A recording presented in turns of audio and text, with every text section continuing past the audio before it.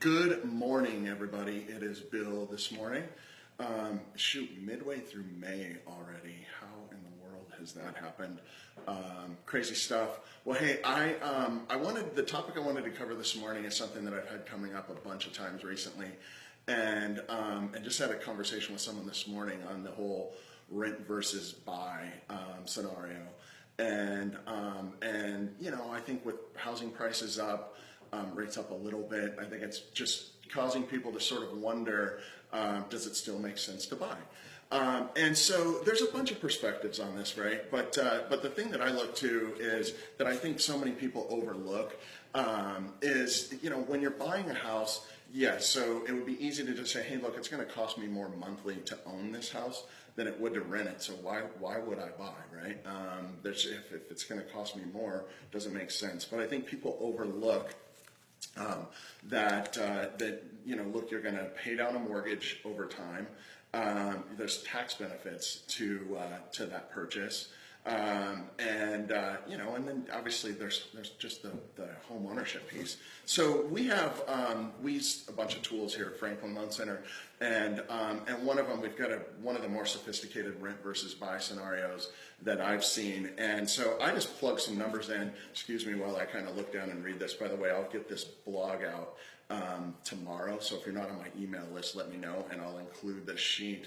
But what I wanted to do is just compare a rent versus buy for a typical scenario just here in Temecula. Happy to work with these numbers for anybody on any other sort of scenarios. But so what I did is I assumed a $2,500 a month rent versus buying a house for $450,000 with 10% down.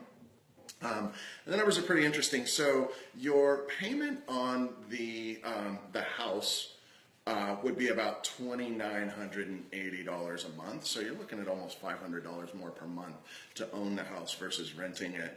But what is crazy is of course rent's going to continue to go up. Yet you've locked in your mortgage if you do a 30-year fix, which is what we typically still are doing. The majority of the loans we're doing are 30-year fixed. And it's pretty crazy. I mean, when you look at the numbers, so of course rent's going to go up. So at about the 5 or 6 year mark, you may actually what you would rent that same house for may actually exceed the what you're paying for the mortgage. So that's noteworthy. And then the other thing is of course you have the tax deductibility and everything.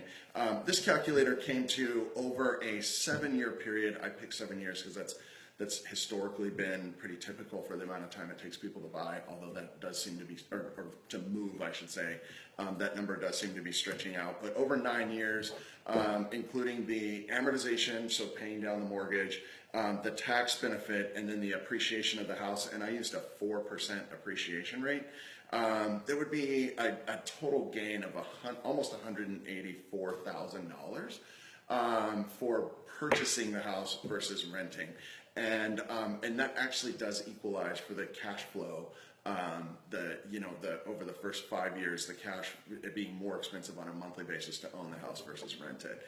So I just want to point these sorts of things out. That's just the financial side. I think other things that need to be considered. I am typically not a big proponent of short-term real estate purchases.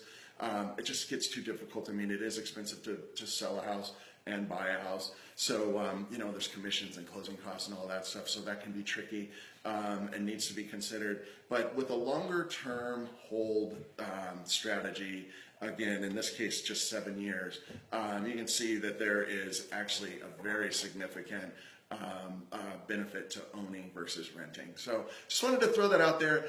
Feel free to chime in with questions down below. Happy to, I'd love to interact with everybody.